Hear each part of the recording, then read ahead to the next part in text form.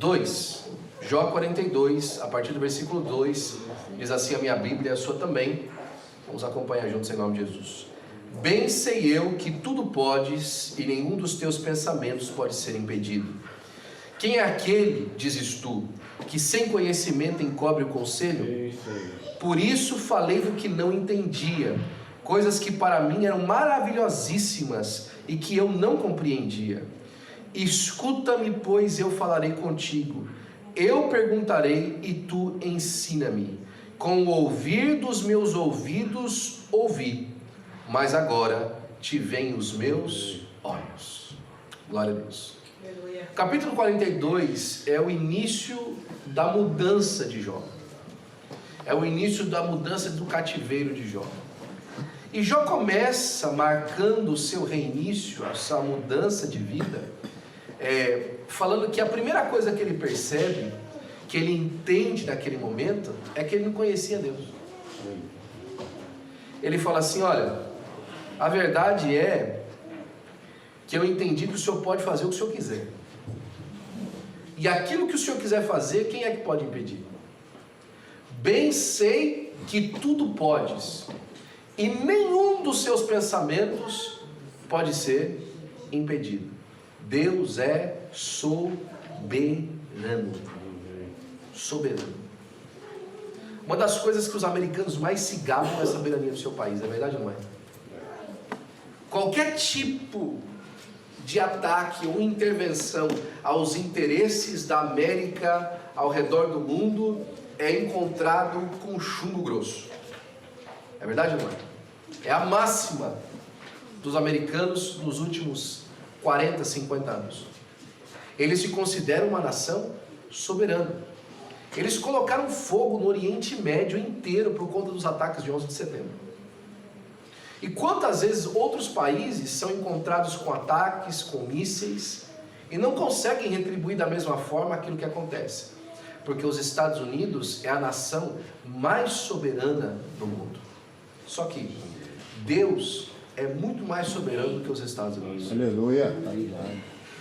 Deus tem muito mais poder bélico que os Estados Unidos. Se os Estados Unidos hoje quiserem fazer guerra contra Deus, eles vão ser rapidamente destruídos. Eles só se permanecem de pé, porque enquanto com guerra com os outros países, com Deus eles tentam fazer paz. Com Deus muitos dos americanos buscam a fazer paz. Ainda é a nação mais cristã do mundo. Jó está dizendo o seguinte, olha, eu cheguei aqui a uma conclusão, que com o Senhor não se faz guerra, tudo podes, e nenhum dos seus pensamentos pode ser impedido. Quando eu estava no passado, sem entender isso direito, eu falava coisas para mim que eu não entendia, que eram maravilhosíssimas para mim e eu não compreendia. Mas agora, eu vou fazer o seguinte, eu vou perguntar para o Senhor e o Senhor me ensina. Lembra como é que foi o capítulo 38? Deus fazendo perguntas para Jó e Jó sem saber como responder? Onde é que você estava, Jó, quando eu coloquei o firmamento? Onde é que você estava, Jó, quando eu chamei as estrelas e elas se colocaram diante de mim? Onde é que você estava, Jó, quando eu coloquei limite às águas do mar? Agora Jó chega a uma seguinte conclusão, vou fazer o seguinte, eu vou perguntar para o Senhor e o Senhor me ensina, porque eu não tenho nada para ensinar para Deus. Quanta gente vivendo como professor de Deus hoje em dia, não é verdade? Quanta gente vivendo dizendo como Deus pensa, mas não baseado na palavra, baseado no achômetro. Porque baseado na palavra a gente consegue entender o plano de Deus, mas baseado no achômetro, a gente fala assim, Deus não se importa com isso, né? E aí surge aquela doutrina mais conhecida lá no inferno, né? Você lembra qual é a doutrina mais conhecida no inferno? Quem lembra? A doutrina do nada a ver, né? Isso não tem nada a ver. Isso não tem nada a ver. A doutrina do nada a ver, irmãos, é a doutrina mais amplamente pregada no inferno, é essa. É a doutrina do não tem nada a ver. E Jó talvez viveu por muito tempo da doutrina do nada a ver. E aí ele chega aqui no versículo de número 5, e ele fala aquilo que é a base da nossa mensagem nessa manhã. Com o ouvir dos meus ouvidos, ouvi. Eu conheci as histórias de Deus. Eu conheci os testemunhos a respeito de Deus. Eu conheci as coisas que se falavam que Deus fazia. Mas agora eu vi. o que Deus faz. Agora eu tenho uma história ocular, eu sou uma testemunha ocular daquilo que Deus faz. Os meus olhos te veem. O nosso estudo dessa manhã, apesar de começar nesse pensamento de Jó, ele começa com essa declaração que não basta saber a respeito de Deus, nós temos que desenvolver um relacionamento com Ele. Não basta você vir todos os domingos na casa de Deus, todos os cultos de ensino, e ouvir a pregação dos pastores que passam por aqui, e colocar lá no pitoco do seu rádio lá uma mensagem bonita, e ouvir um hino bonito. Não é só isso.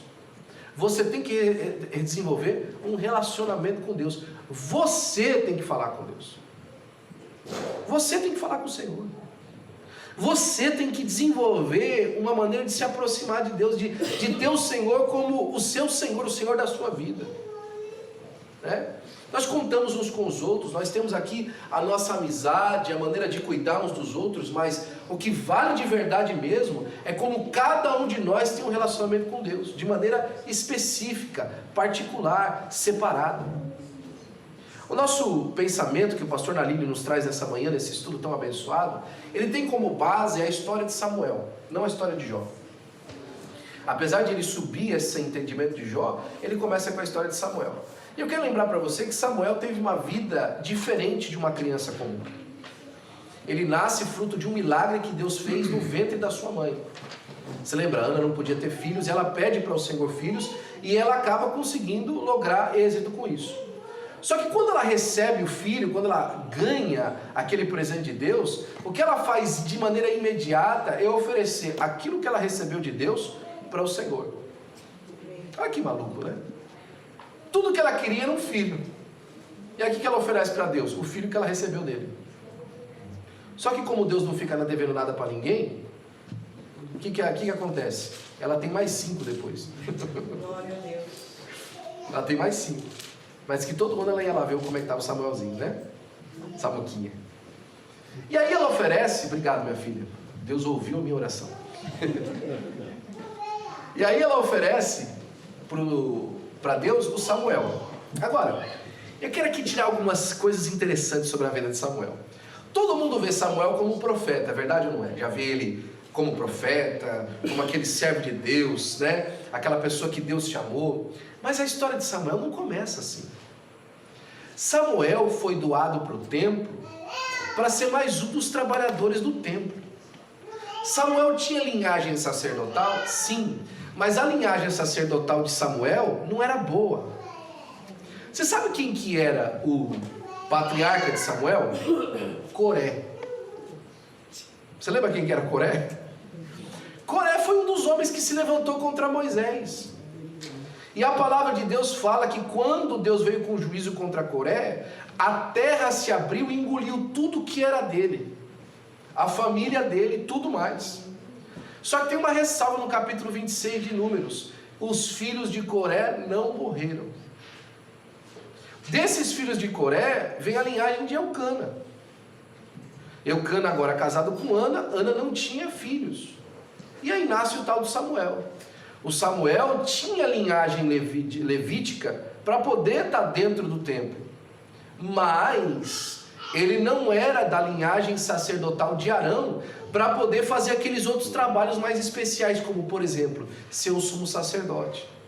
Dentro da linhagem, Samuel jamais seria o sumo sacerdote. Deixa eu começar a fazer uma aplicação aqui.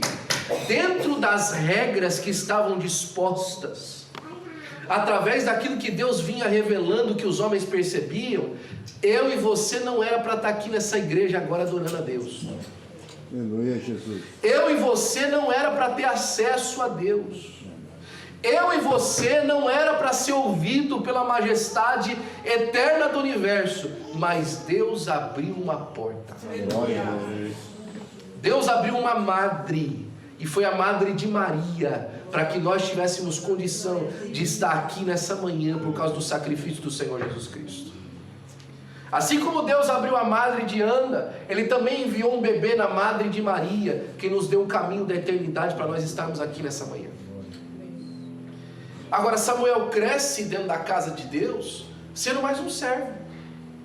Ele, por exemplo, era o responsável por apagar as velas no final da noite e por garantir que a vela do candelabro continuasse acesa. O Samuel era o menino do profeta. O Samuel era um servo dentro da casa de Deus. Ele não era pastor, ele não tinha uma posição especial. O Eli talvez tinha um carinho por ele, porque se lembrasse da história da mãe. Não, eu conheci esse menino aí foi doado pra gente. É mesmo, foi. A mãe dele tem um testemunho muito bonito. A mãe dele. Ele é mais um aqui. Ele não tinha o mesmo status que os filhos de Eli. Os sucessores dentro do templo eram os filhos de Eli. Não era Samuel. Samuel era mais um. Só que teve um dia, irmão. Teve um dia que Samuel estava deitado e já tinham se apagado as luzes. Ele já tinha terminado o serviço dele. Sabe por quê, irmão? Porque você, quando está na posição, você precisa de fazer o seu sempre. Deus só chama quem está trabalhando. Vou repetir para você: Deus só chama quem está trabalhando. Deus não chama a gente desocupado. Deus não chama a gente preguiçosa. Deus não chama a gente de braço cruzado. Deus só chama aqueles que querem trabalhar para a sua obra. E aí ele está lá, deitado, começando a noite, e aí ele ouve: Samuel. Era óbvio que aquela palavra, uma hora daquela, para vir incomodar ele, só podia ser o chefe dele chamando, né? Ele levanta e vai falar com ele: o senhor me chamou, patrão? O senhor me chamou, meu chefe? O senhor me chamou, meu chefe? O que o senhor está precisando? Chamei não, menino, vai dormir. Vai dormir, tá doido? E ele vai dentro. E aí ele ouve a segunda vez: Samuel. Ele vai de novo para ele: o senhor me chamou? Talvez o velho esqueceu que ele chamou a primeira vez. Tem um pastor nosso que conta que quando ele estava na escola de obreiros dele, porque você sabe, irmãos, que escola de obreiro não é simples. Quem é obreiro aqui na casa de Deus sabe, né? E alguns modelos, irmãos, de levantar líderes, às vezes são muito duros. Tinha esse pastor em São Paulo, que ele formou um dos homens de Deus mais simples que eu já conheci na minha vida e mais cheios de Deus. É o nosso pastor na cidade de Charlotte, o pastor Josué. O pastor Josué disse que na época ele era cooperador, e o pastor estava testando ele para ver se ele ia fazer dele diácono. E aí ele chegava no final do culto, domingo à noite, e falou assim: meu filho, amanhã eu preciso de um INSS, passa da minha casa às 6 horas da manhã para me pegar. E o pastor não perguntava se ele tinha trabalho, se ele tinha o que fazer. Ele falava assim: amanhã passa da minha casa às 6 horas da manhã para me pegar, para mim no INSS. E estava lá, adivinha, estava lá às 6 horas da manhã o meu irmão, batendo na porta e tal. E o pastor que fez com isso ele 3 vezes, abria a porta: o que você está fazendo aqui, meu amigo? Pastor, o senhor me chamou para vir aqui para o INSS. Eu chamei você? Você está doido, rapaz? Eu não falei nada com você, não. Pastor, o senhor falou comigo no culto. Você está falando que eu estou mentindo, meu amigo? Não, pastor, não, imagina. É que eu tenho certeza que o senhor me chamou. Não chamei nada com você aqui não, rapaz. 6 horas da manhã você vem aqui bater na minha casa? Para trabalhar, rapaz, vai fazer outra coisa da sua vida. E ele ia embora. 3 vezes o pastor fez isso. Depois de algum tempo o pastor o chamou e falou assim: eu te chamei em casa assim. É que eu queria ver se você tinha humildade para se colocar como errado, mesmo sabendo que estava certo. Eu queria saber se você tinha humildade para aguentar desaforo. E é por isso que eu fiz isso com você. Parabéns, meu amigo. Estou levando o seu nome para o crivo. Você vai ser levantado como diácono aqui na igreja. Se hoje a gente faz isso, irmão. Talvez Samuel estava acostumado com algum capricho, entre aspas, de Eli.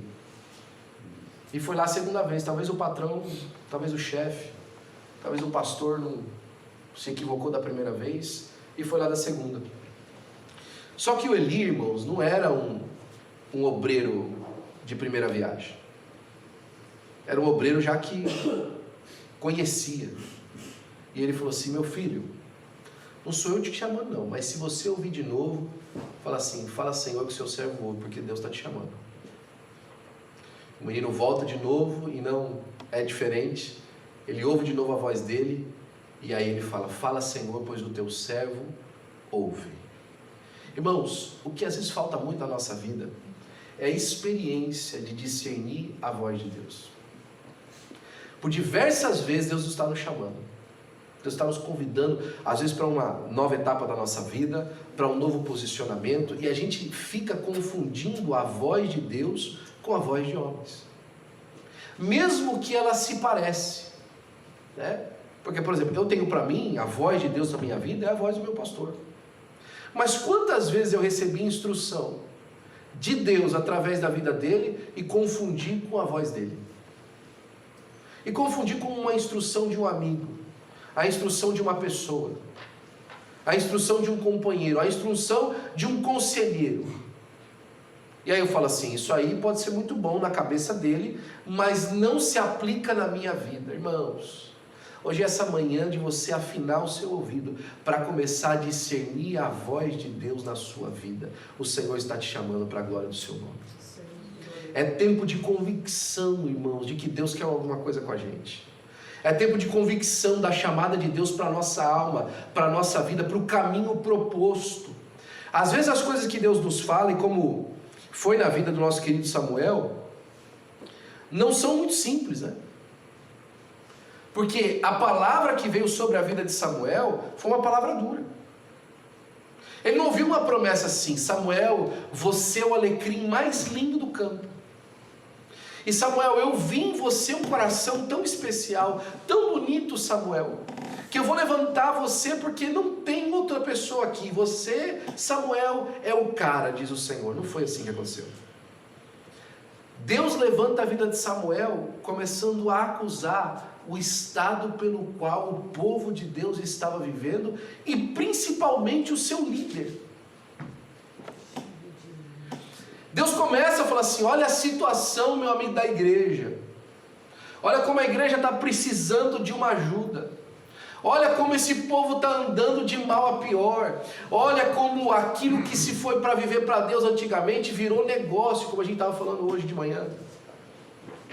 Pedro estava falando assim: olha, tem muita gente fazendo do rebanho de Deus negócio. Essa semana eu assisti um vídeo, nem sei porque que eu assisti aquele vídeo, dá até raiva de pensar, nem lembrar dele. Mas de uma ovelha vindo perguntar para o pastor, falou: pastor, eu fiquei sabendo essa semana que o senhor vendeu a igreja.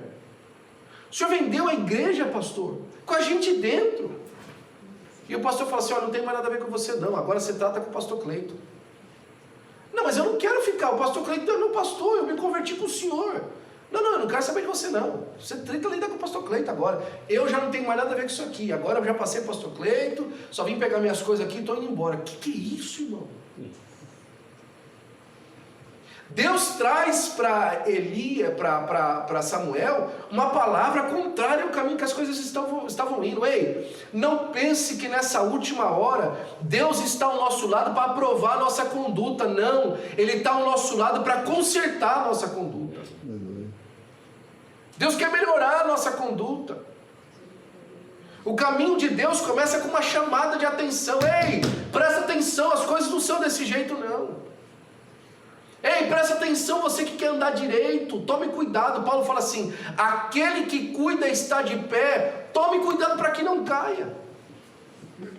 Paulo não fala para quem está caindo, Paulo não fala para quem está se arrastando, ele fala: aquele que cuida está de pé. Faz diferença para você continuar de pé? Faz diferença para você continuar andando direito? Então cuidado para que não caia. Cuidado para que não caia. Lá na frente ele dá uma palavra para o caído, né? Para que aquele que manqueja consiga fazer veredas direitas. Mas nesse momento que ele está falando com a igreja, com o corpo da igreja, com aqueles que não estão querendo viver com santidade, ei, toma cuidado para que não caia. Toma cuidado para não tropeçar nas palavras do caminho.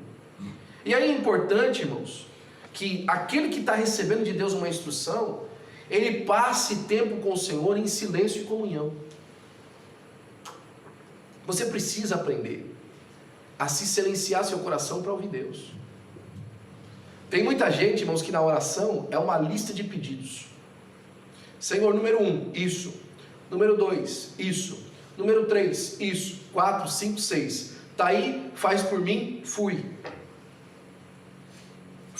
Amanhã eu volto para ver como é que está o trabalho do senhor, se o senhor está garantindo aí o que o senhor está fazendo. Mas ele não tem o menor interesse de saber o que Deus quer dele. Ele não tem o menor interesse para saber o que Deus quer fazer através dele. Ei, mais importante do que as coisas que Deus faz por nós, são as coisas que Deus faz através de nós. Mais importante que as bênçãos que Deus nos dá, é as bênçãos que Deus manifesta através da nossa vida. Olha, Abraão, eu te dou uma bênção, mas é o seguinte, Abraão, sê tu uma bênção. Abraão, você vai ser a bênção. Na sua vida e na sua casa serão abençoadas todas as famílias da terra. Perto daquilo que ele recebeu, muito maior bênção ele foi. É por isso que Paulo fala em Atos, lembrando as palavras de Jesus, que melhor coisa é dar do que receber. Mas para dar alguma coisa tem que ter recebido primeiro do alto. E é preciso ter comunhão, silêncio, para aquietar o nosso coração e aí depois reconhecer a voz de Deus. O Salmo de número 46 é um dos salmos mais bonitos da Bíblia. É verdade ou não é? As nações se embraveceram, os reinos se moveram, ele levantou a sua voz e a terra se derreteu. E aí o versículo de número 10: aquietai-vos e sabei que eu sou Deus. Reconhecer a voz, entender que Deus está falando, ainda quando Ele fala coisa que a gente não gosta. De vez em quando a gente conversa, né, Raul? Tem gente que tudo que Deus fala para ele é só coisa boa, só aprova ele. Ele não recebe uma desaprovação de Deus, né? Tudo que ele põe, não, Deus aprova. Não, faz aí, meu filho, vai na frente, é você é o cara, você consegue. Nunca tem uma desaprovação de Deus. Irmão, eu acho difícil, viu? Porque ou seu nome é Jesus, ou alguma coisa diferente aí no seu evangelho. E nem o próprio Jesus conseguiu, né? Não estou dizendo que ele pecou, pelo amor de Deus, mas nem o próprio Jesus conseguiu todas as horas estar na mesma sintonia. Ele teve que pedir para o Pai: Pai, se possível afasta de mim esse cálice, todavia não se faça a minha vontade, mas a tua vontade se faça. Até Jesus foi contrariado no Getsemane, irmão. Você não é? Precisa reconhecer a voz do Senhor e saber quantas vezes Ele está contrariando você, para que você entre num caminho de salvação para a sua vida. Entender que um teste infalível para reconhecer a voz de Deus é aquela que vem sempre baseada pela sua palavra. Deus não se contradiz. Deus nunca vai dizer para você pecar. Deus nunca vai te aconselhar a fazer o errado. Deus nunca vai te aconselhar a entrar por um caminho de mentira. Nunca. Deus nunca vai te aprovar no erro. Esqueça. O pastor conta uma história de uma pessoa que certa vez chegou para ele e ela tinha saído de um casamento para se encontrar com outro homem, e esse homem também tinha saído de outro casamento para ficar junto com essa irmã, e a irmã era missionária. E a irmã chegou para o pastor e falou assim: pastor, olha a bênção que Deus fez, Deus me livrou do meu marido para me encontrar essa bênção. Irmão, não, Deus não trabalha destruindo família. Deus não vai destruir duas famílias para fazer uma. Não. Deus às vezes pega os cacos das nossas famílias e faz uma nova para a glória do nome dele. Isso eu creio. Agora, destruir uma família para construir outra. Mas tem muita gente que está presa por conta do sinal, por conta de que apareceu na hora oportuna. Cuidado com a oportunidade, irmão. Cuidado com aquilo na hora oportuna. Porque na hora oportuna, o diabo falou assim para Jesus: eis aqui pedras. Olha só que coisa extraordinária. Logo hoje tem pedra. Faz o seguinte: fala para elas virar pão. Você não está com fome? Usa a oportunidade que apareceu para você, meu amigo. Mas Jesus olha e fala: nem só de pão viverá o homem, mas de toda a palavra que sai da boca de Deus. A palavra que sai da boca de Deus tem vida. A oportunidade às vezes é morte. A palavra que sai da boca de Deus é instrução. A oportunidade às vezes é perdição. E você precisa de ter discernimento disso, para confiar, para se amarrar na palavra de Deus. Eu lembro, certa vez eu estava pronto para ir embora para Boston, né?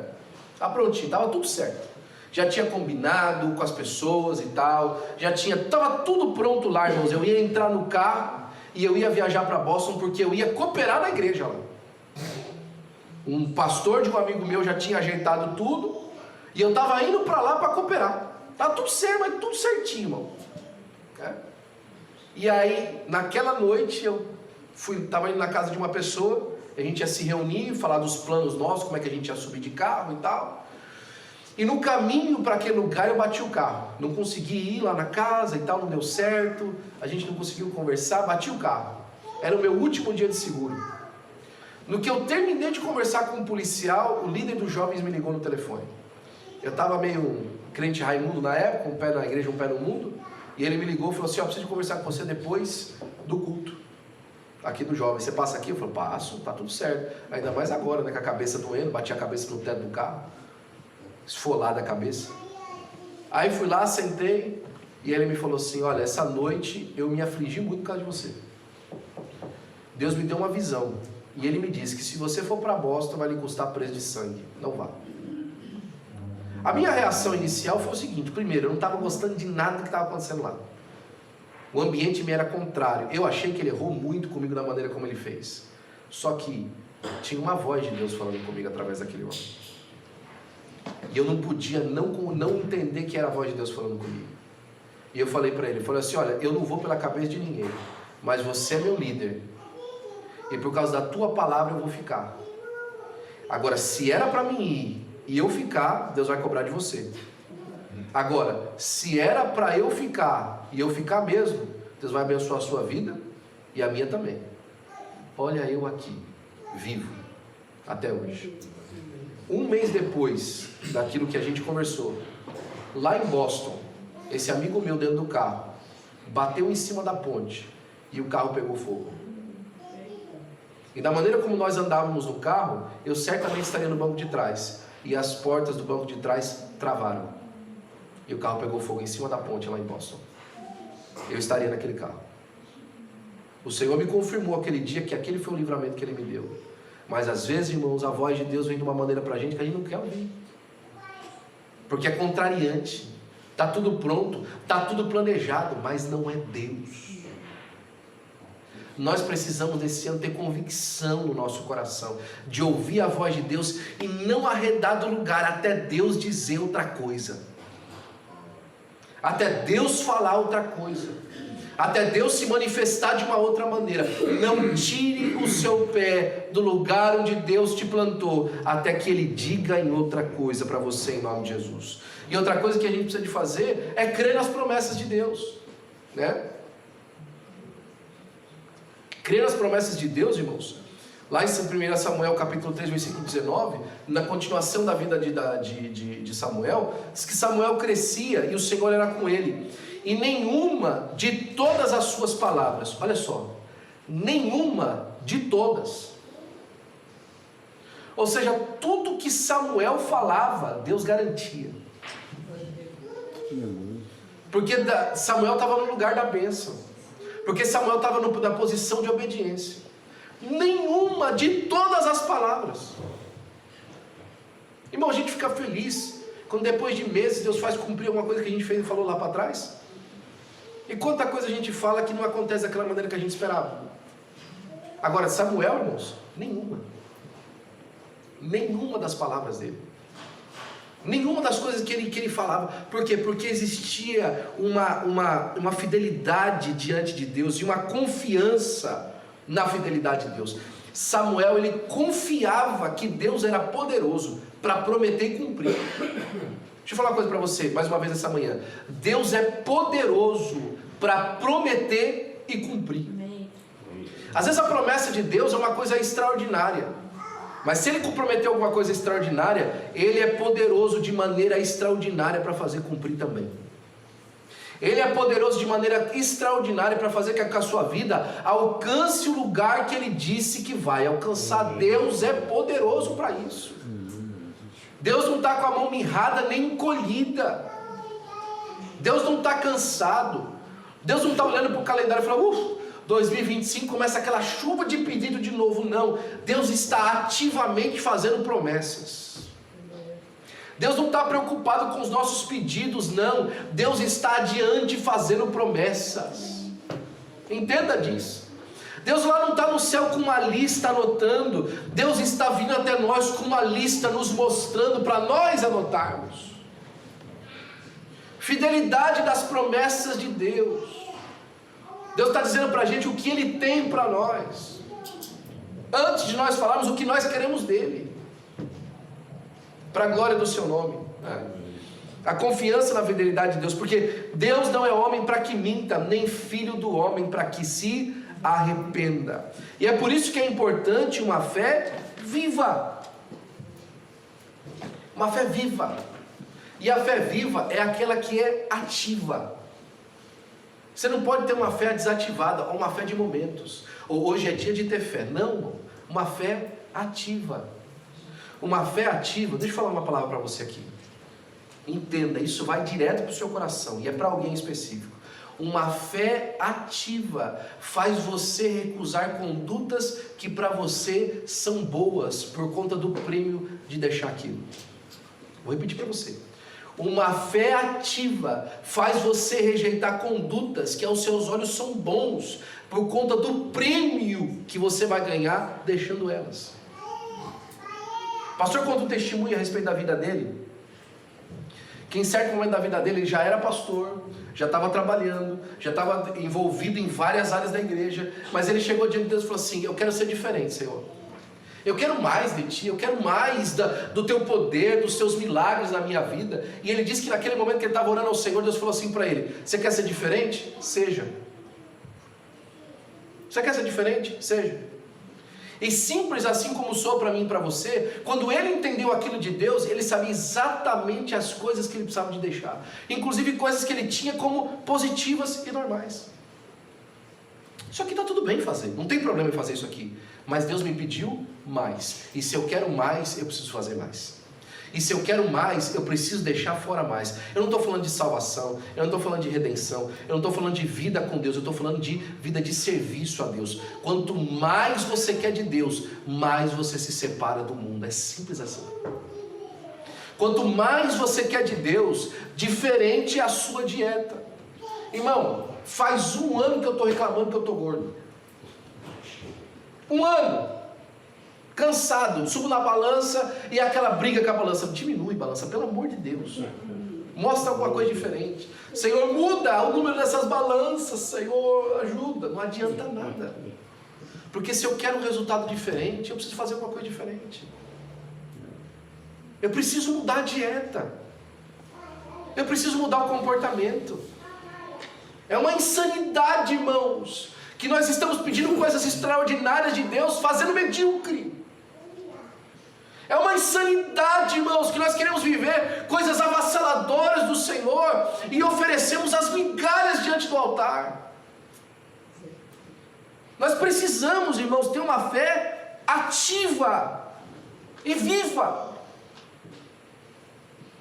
Uma fé que seja verdadeira. Dia de jejum, irmão, é jejum.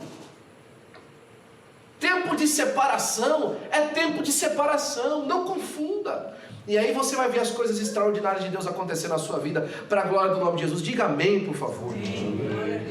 E aí, irmãos, uma fé ativa, porque sem fé é impossível agradar a Deus, ela faz você gerar uma persistência na espera. A fé ativa, ela precisa ser acompanhada para persistência. E você lembra que o persistente e o teimoso é a mesma pessoa? Até o resultado acontecer. O perseverante e o teimoso é a mesma pessoa. A diferença do teimoso e do perseverante é que o teimoso ainda não teve resultado. O perseverante já teve.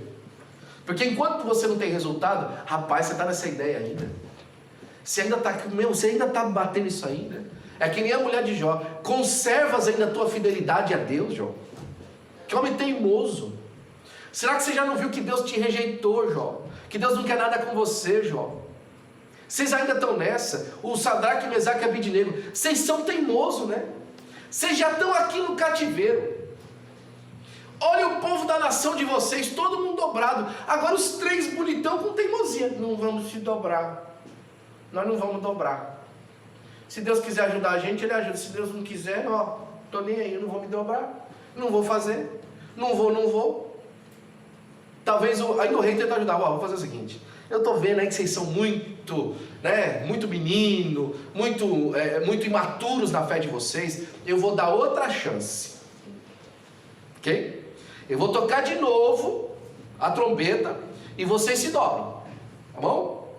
Esses meninos, gente, é cada menino que vocês trazem aqui para mim, né? Brincadeira, né? Vai, toca a trombeta aí. Ô rei, a gente não precisa nem responder para o senhor esse negócio. Aí chega a ofender o rei, né? Não precisa de dar resposta para o senhor, não. Né? Quem que é o senhor aqui? É o seguinte, se Deus livrar a gente, se Deus não livrar, problema nenhum. Persistência, irmãos, na espera. Persistência no milagre. Persistência naquilo que Deus prometeu. E sabe o que é mais extraordinário? É que Deus não tinha prometido nada para Sadraque, Mesaque e Abednego. Nada. Nada. Aliás, na razão deles, no raciocínio deles, eles estavam prontos a morrer por conta daquilo. Não tinha nenhum combinado, ó. Vocês aí insistem, eu encontro com vocês lá dentro, a gente faz. Não tinha nada, irmão. Não tinha nada. Não tinha nenhuma expectativa. Para Sadraque, Mesaque e Abednego também foi uma surpresa eles não terem morrido. Eles também ficaram surpreendidos. Né? Não acha que você, crente, vai saber a história inteira, não. Jesus vai surpreender você também na sua persistência. Jesus também vai te surpreender na sua perseverança. Você também vai ficar surpreso com o resultado daquilo que Deus vai fazer na sua vida, na sua perseverança. Você também vai falar assim: uau, eu não imaginava que ia ser desse jeito, não. É assim mesmo que Deus faz. Meu Jesus, sabe bem. Perseverança, irmão, gera o extraordinário de Deus na nossa vida. Perseverança, firmeza naquilo que Deus mandou fazer para a glória do nome do Senhor Jesus Cristo. Abacuque 2 e 3. Ainda que se demore, espera-o, porque certamente virá. Ainda que o relógio esteja passando, ainda que seja a última hora, Deus vai fazer aquilo que Ele prometeu. Aleluia. E eu quero começar a terminar. Mas quando eu cheguei aqui nesse país, eu fiz vários trabalhos antes de eu conseguir ser contratado pela igreja. Né? E um dos trabalhos que eu fiz foi, fiz drywall, fiz entrega de móveis, fiz granito por alguns dias. Eu lembro que o primeiro trabalho que eu perdi foi o trabalho de entrega de móveis. O irmão que eu trabalhava junto era um fujão da obra de Deus. Até hoje ele está fugindo, né? Até hoje ele está fugindo da chamada de Deus na vida dele. E nós estávamos juntos e tal, trabalhando, e um dia ele tinha acabado de trazer o caminhão da mecânica, a mesma coisa que aconteceu comigo de oração de caminhão pegar, do carro pegar, quando eu estava sem seguro, aconteceu com ele. Nós estávamos no segundo stop, era 9 horas da manhã, e o caminhão que ele tinha tirado ontem para consertar a embreagem, estava quebrado de novo. A embreagem do caminhão tinha custado $2.500. O caminhão é caro, né? Feliz foi Adão, né? Como o pessoal fala, que não teve nem sogra nem caminhão. Pois é, ele não estava muito feliz, porque ele tinha sogra e caminhão. Né? Então ele estava lá tentando arrumar o caminhão dele e tal, aquele caminhão de cara chata, a capota do caminhão aberta, e ele falou assim: bate a chave aí, e ele batendo nos tem, tal, tentando fazer o caminhão pegar, e ligava para um, e ligava para outro, e nada funcionava. E a gente estava num momento muito bonito, o pastor tinha chamado a gente para fazer um grupo de líderes que ele estava treinando, e eu e ele participávamos desse grupo. O pastor queria muito, tinha muito incentivo na vida desse irmão para que ele fosse um obreiro. Era filho de presbítero e tal, mas ele se afastava, ele não queria nada disso. E eu lá vibrando, voltando para Jesus, alegre com Deus, os primeiros dias da igreja, aí, animado e tal. E aí por fim ele falou assim: Senhor, se é para mim ir para casa e largar esse trabalho e nunca mais voltar para esse caminhão, faz esse caminhão pegar pelo menos para mim voltar. Adivinha? O caminhão pegou. Entramos no caminhão feliz, Deus falou com a gente, que coisa extraordinária. Deus se manifestou num equipamento mecânico. Ato contínuo, estou sem emprego, porque ele não vai voltar para o caminhão, eu era ajudante dele, e eu estou desempregado. E aí eu fui fazer drywall e granito, né? Duro, irmão. Primeiro dia cheguei em casa branco do drywall. Aí fui tentar fazer granito, irmão, mas todo destroçado, pegar aquelas pedras compridas. E parece que nos primeiros dias é os trabalhos mais difíceis que você vai fazer nesse negócio, né? A gente viajou 1h40 na caminhonete, para depois descer a pedra na casa do sujeito, e se a pedra quebrasse, irmão, era... E aquela pedra de ilha ainda, sabe? Aquela ilha grande assim, aquela pedra pesada, nós carregando em dois, e a pedra ameaçando cair toda hora. Eu falei, meu Deus do céu, como é que eu vou fazer isso aqui mais uma semana? Eu não tenho condição de fazer isso aqui. E aí tinha um rapaz da nossa igreja, um irmão da nossa igreja, que é o nosso vice-presidente hoje, o pastor Ismael. O pastor Ismael, ele trabalhava com low voltage, passar cabo de rede, cabo de vídeo, né?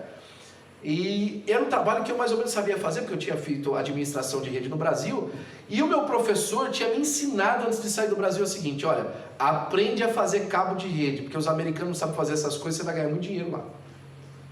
Meu professor da faculdade, e foi dito e feito. Eu aprendi a fazer o cabinho, e agora queria trabalhar com o pastor Ismael. Só que o pastor Ismael já tinha todo mundo trabalhando. E aí eu, irmãos, naquele ímpeto, voltando para Jesus, eu fiz um acordo com Deus, que só eu assinei, ele não. Eu falei assim, ó, é o seguinte, Jesus, se o Senhor não abrir a porta para mim, até sábado, para mim trabalhar com o pastor Ismael, o Senhor não vai me ver mais na sua casa.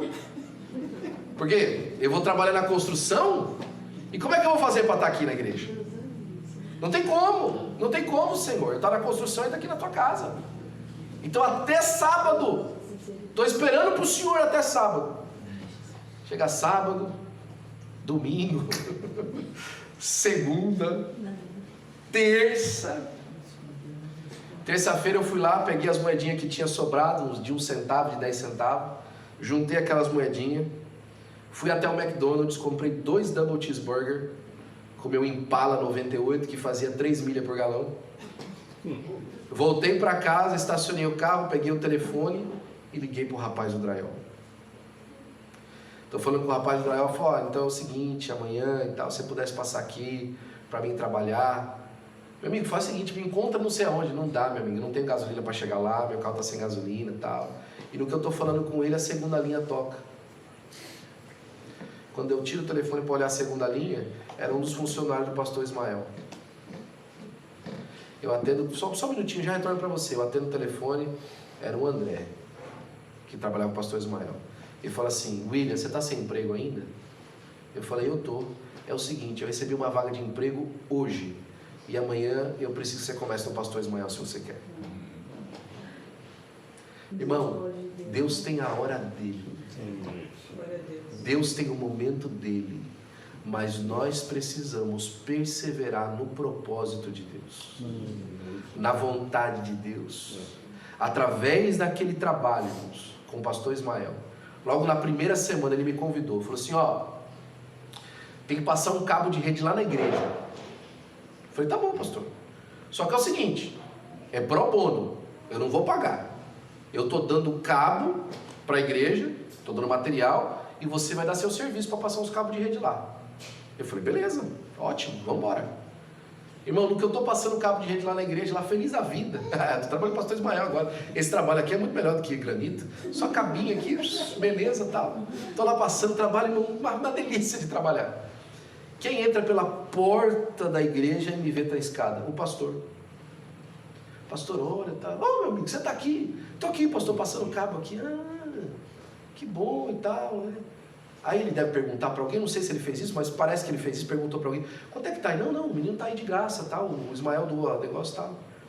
2 meses depois, eu fui contratado pela igreja para trabalhar, e estou lá até hoje. Deus sabe o que faz, irmãos. Não confunda a oportunidade que o mundo te dá com a provisão da palavra de Deus para a sua vida, para a glória do nome do Senhor Jesus Cristo. Estamos terminando. A parte 3 é essa final. É por isso, irmãos, que para viver uma vida assim, nós precisamos obedecer os mandamentos de Deus. Nós precisamos, irmãos, andar atrás do mandamento de Deus, porque esse foi o problema de Eli. Ele tirou de lado os mandamentos de Deus e começou a viver a sua própria vida, a sua própria maneira. Nós não podemos fazer isso, irmãos. E a nossa obediência precisa ser imediata. Imediata. Você ouviu a instrução de Deus, ela é de Deus, não espere meses, irmãos. Haja. Pastor Manuel, lá na nossa igreja, quando ele se converteu, ele era alcoólatra. mas assim, alcoólatra mesmo, assim, profissional, né? Não só ele bebia muito, como ele tinha uma coleção enorme de bebida. Uma coleção gigante, irmão, de bebida. Grande mesmo. No dia, o pai dele era presbítero da igreja, e ele viveu afastado muitos anos. No dia que ele recebeu Jesus, que ele aceitou Jesus como seu Salvador, o ato dele na casa dele foi chegar e jogar tudo aqueles milhares de dólares em bebidas no lixo. Ele abriu bebida por bebida, irmão, e foi jogando no sink. Bebida por bebida e jogando no sink. Por quê? Porque a obediência é imediata. Existem coisas na nossa vida, irmãos, existem situações na nossa vida que Deus já falou, chega, mas a gente fica namorando tirar. Quando Sara falou para Abraão que era para mandar Ismael embora, Abraão falou assim, mas é meu filho, o menino também é meu filho. E ele foi consultar Deus, e Deus falou assim, aquilo que ela falou é bom, mas gente, é o filho dele, mas era fruto de uma malignidade. Sabe o que Abraão fez? Abraão fez com que a criança tivesse o suficiente para ir embora, na cabeça dele, e despachou. Está aqui as suas coisinhas, vai, não serve mais, não dá para andar junto. Tem coisas, irmãos, que Deus literalmente quer destruir na nossa vida, para que nós possamos andar com Ele. Então, obedeça. Se Deus quer destruir alguma coisa que você idolatra, alguma área da sua vida que você ama, seja o primeiro a pegar um taco de beisebol para dar na cabeça. Seja o primeiro a dar a pancada naquilo. Seja o primeiro a arrebentar aquela área da sua vida. Não espere o tempo passar. Termine com isso agora. Seja obediente. Não seja transgressor mais, seja obediente, qualquer que seja o problema. É pornografia? Termine hoje. É uma situação na vida, no relacionamento? Termine hoje. É um problema de dívida? Negocie e termine hoje. Mas você precisa, para entrar na próxima fase da caminhada com Deus, para melhorar a maneira como você ouve ao Senhor, você precisa tomar uma decisão e obedecer imediatamente. Não deixe a ordem para amanhã, tá? Porque, irmãos, a obediência, ela precisa ser não só quando é agradável, mesmo quando ela é difícil. Tem coisa que é difícil obedecer, irmão. Tem coisa que nos custa a vergonha. Vou ter que passar uma vergonha aqui, porque eu vou ter que obedecer. Deus mandou fazer um negócio aqui. Eu vou ter que me expor. Mas vai ser bênção. Porque aí está aqui a parte C, e a gente termina justamente isso aqui. O resultado da obediência. O resultado da obediência é aquele que está lá no Salmo 81. Me ajuda. Quando Deus está falando rocha rachando da mudança de ano, justamente do dia que a gente está. Se Israel me ouvisse, comeria do trigo mais fino e do mel saindo da rocha. Se Israel me ouvisse, os problemas deles seriam tirados de lado, eles estariam abundando nas minhas bênçãos. Se Israel me ouvisse, existe também uma bênção imediata na obediência. Se tu olhares, Senhor, uma bênção imediata na obediência, para que você possa entrar na próxima parte, na próxima fase. Nós concluímos aqui. Para conhecer a Deus profundamente é necessário ouvir, crer e obedecer. Ouvir, crer e obedecer. Você ouve, você crê no que Deus disse, e você age em cima daquilo que Deus falou, você obedece. Esse domingo, irmãos, de maio, que nós vamos entregar as nossas primícias hoje para Deus, é um domingo de renovação, de caminhada com o Senhor. Hoje o Senhor pede as fortalezas da sua vida para serem completamente entregues a Deus. Hoje é um dia de rendição completa. Não tem acordos hoje. Não, o senhor pode ficar até aqui. Não, hoje não tem acordo.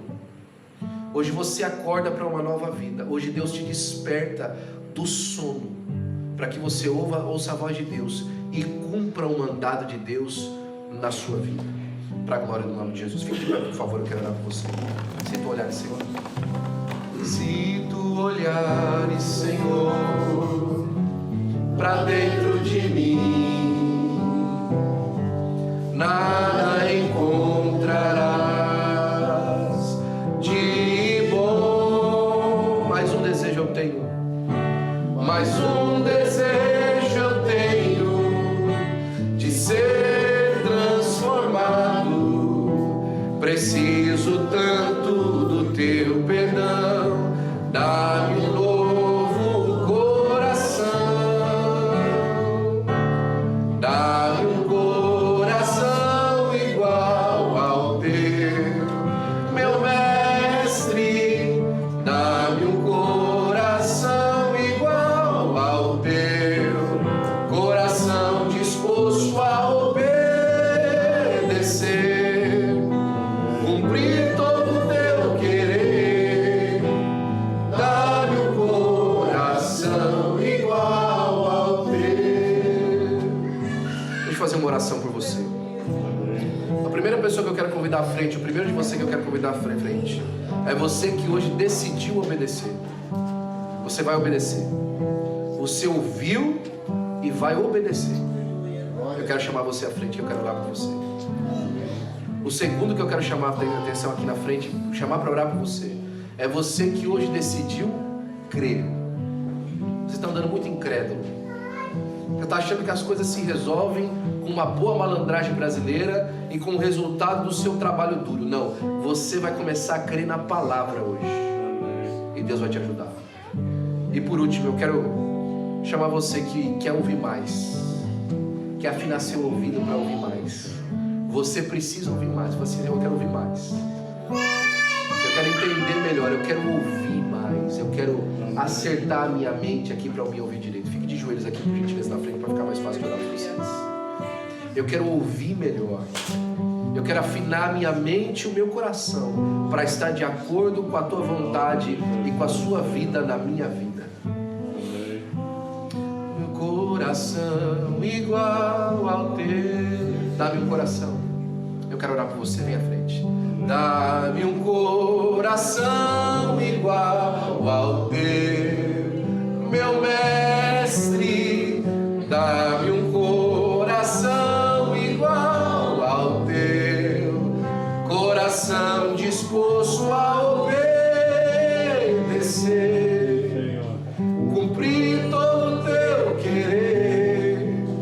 Dá-me um coração igual ao teu. Senhor, é no nome de Jesus, teu filho, Senhor, que eu quero te agradecer, ó Deus, pela bondade do teu coração de falar conosco, Senhor. Senhor, o Senhor falou com a nossa alma hoje, Senhor Pai. O Senhor entrou no nosso âmago, Senhor Pai, na nossa mente, e o Senhor discerniu a nossa alma. Oh, Senhor Pai, como nós amamos a Tua palavra, porque ela é uma espada de dois fios, ó Senhor, e ela desce, Senhor Pai, até a juntura das medulas, ó Senhor Pai, dos ossos, e ela é apta para discernir as intenções do coração. E hoje, Pai, o Senhor discerniu as nossas intenções. O Senhor sabe que nós te amamos, ó Senhor. O Senhor sabe que nós queremos estar contigo, mas o Senhor sabe que nós somos pequenos, falhos e necessitados. Mas hoje a Tua palavra veio, Senhor Pai, como, Senhor Pai, uma pedra que esmiuça a penha, Senhor Pai, e despedaçou os nossos intentos para fazer a glória do Teu nome, Senhor, ocupar o nosso coração. Senhor Pai, faz na vida dos meus irmãos, ó Senhor, na minha vida, Senhor, como lhe apraz, ó Senhor. Levanta uma igreja forte, Senhor Pai, cheia de Ti, Senhor, obediente à Tua chamada, Senhor, fiel ao Teu propósito, propósito, Senhor Pai, e vencedor aqui nessa terra.